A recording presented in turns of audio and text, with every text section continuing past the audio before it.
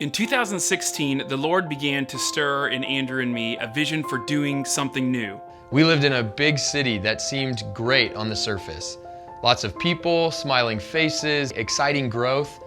But we also began to see something different. Behind a lot of action and smiles were anxious minds and hurting hearts. God began to show us not just the beauty, but also the brokenness around us.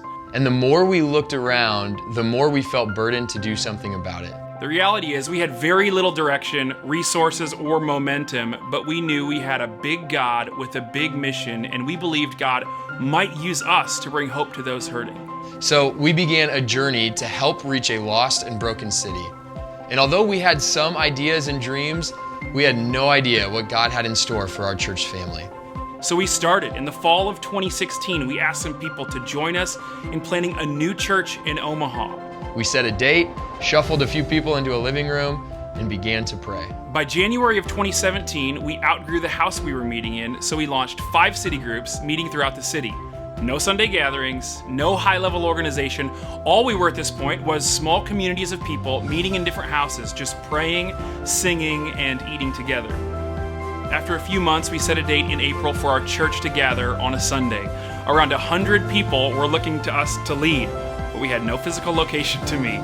Building after building didn't work out to meet in, and the scary thing was that people were trusting us. Hey church, Jared and Andrew here, and as you may know, we had an all-church meeting this last Sunday where we gave you a couple big announcements. And that night we prayed together, and it was such a unifying experience as we asked God for His guidance. And honestly, I think that was a pretty pivotal moment for our church. And later that week, God provided us a space to meet. We officially signed papers to meet in the Pella at Blackstone the Friday before our first Sunday gathering. Hey Providence Church, Jared and Andrew here. We are very excited because we are only a few days away from our core team launch.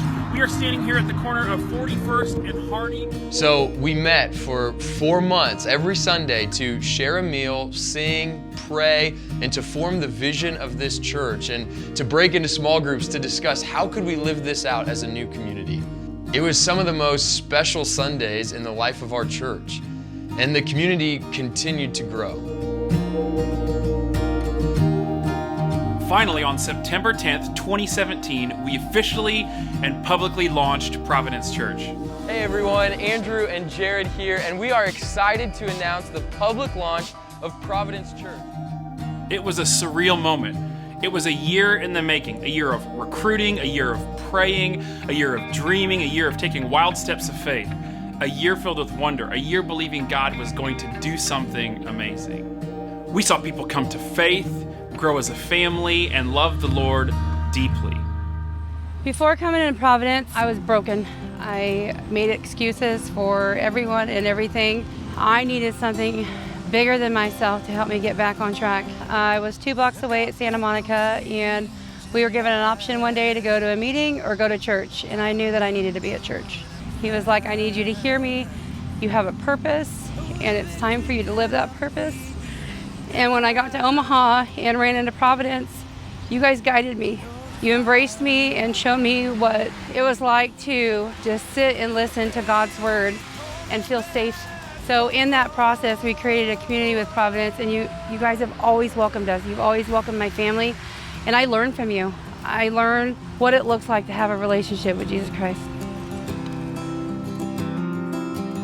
After 2 years at the Pella, we decided to move our church gatherings to the Thompson Alumni Center on the University of Omaha's campus. We moved at the end of 2019, and it was like a relaunch to some extent. We had renewed vision. We reached out to new people, and in many ways, I felt like after 4 months of meeting there, we were in the healthiest spot our church had ever been in.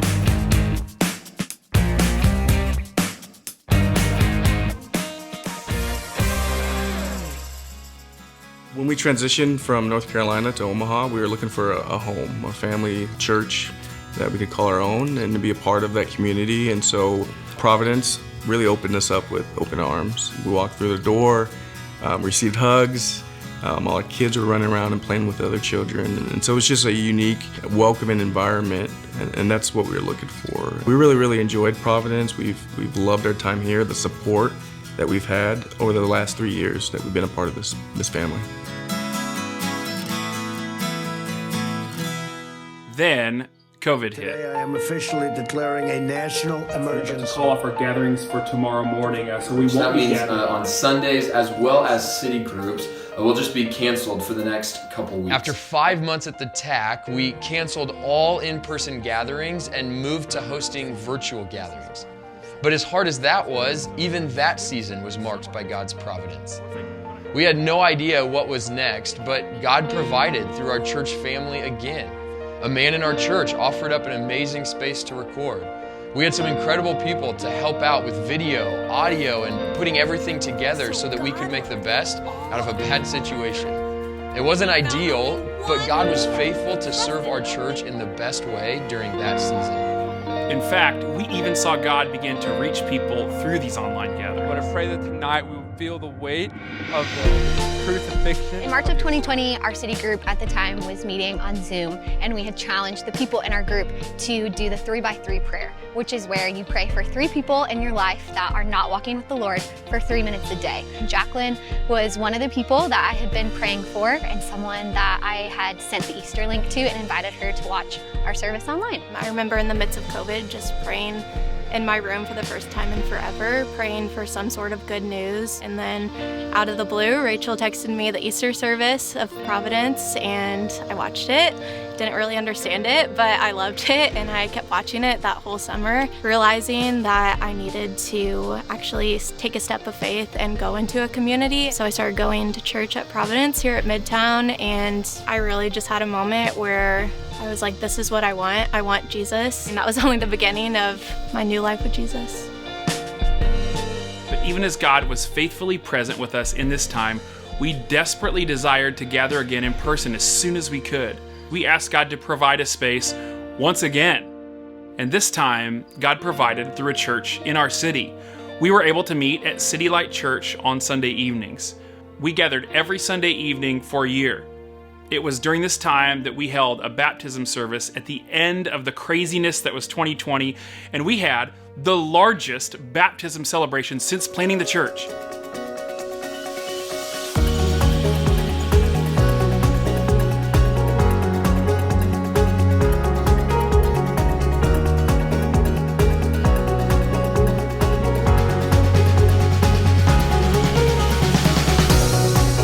Even through a pandemic, crazy political and social climates, and less than ideal church gatherings, the Lord was still faithful to move.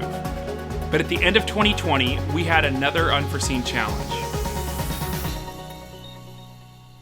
In November, I had a grand mal seizure that almost took my life. It left me in the ICU for a week and began the start of a year-long journey toward a kidney transplant. I honestly never thought something of that magnitude was coming. After the seizure, I had temporary brain and heart damage on top of the chronic kidney disease. There were weeks at the end of that year that I wondered if I would ever be a pastor again. But this too was all under the gracious providence of God. We had always said that the church was a family, that the church cares for one another, that the church is all in with each other. And while I had preached that vision for 3 years, I felt the reality of that vision in the deepest way in 2021. Our church gifted my family money, made us meals, prayed for us, did yard work for us, wrote cards, watched our kids, and consistently checked in. It was by far the hardest year of our lives, and the constant was God's faithfulness and care through our church family. Maddie and I were searching for a true church community to start out our marriage, and we found it in Providence. And through that, we found some of our best friends now today. It was just crazy how God orchestrated the whole thing. And through seeing them regularly, we became best friends, and ultimately, as soon as we were told that he needed a kidney and he needed to find a donor, my wife Maddie and I, we were one of the first ones to sign up. So in October 2021, Alex donated his kidney to me. We had the surgery and God answered our prayers for healing. Immediately, the kidney started working and I began to heal. The constant prayer, the constant support that not only Andrew felt, but also our family felt. The love at that point from the elders and all the wives of the staff was just so tangibly felt that it really felt like an extension of our family through the church.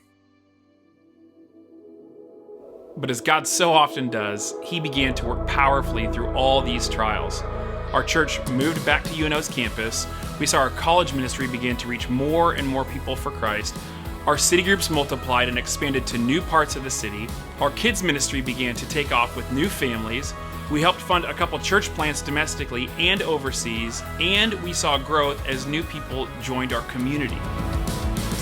When I walk in, I'm always welcomed by somebody. I don't sit alone or feel like I'm by myself, and it's been that way from when I was a freshman until now. And these are people that I actually do life with. It's not just a once a week, we meet on Tuesdays and then dip, but I see them the next day and we make dinner and we do all these things as a family, and we help each other look more like Jesus and to share the gospel. And so it's a place where I feel like that you can find your home, and I totally feel like that I have met people that will be my best friends, people that will be in my wedding. Like, I just know that I have so many people that I can do life with. I think this is a hallmark of the work of God. In some of the most unknown, challenging, and dark times, God was faithful to do something beautiful. What our eyes could merely see as sporadic dark paint strokes, God could see as the beginning strokes of a masterpiece. That need for hope we saw 5 years ago began to meet real brokenness in real ways. A church began through joys and tears. A family has been formed through beauty and ashes. A community has been shaped by celebrations and trials, and all this has happened by the providence of God. Today, we can say that we are fully dependent on God's providence in all that we do. And He has reminded us of that time and time again. I can honestly say that I would not want these last 5 years to have gone any other way. His providence has led us through everything, and it will be His providence that leads us in years to come. Take my voice and let me sing, always only for my King. Take myself and I will be ever only all for thee, ever only all for thee.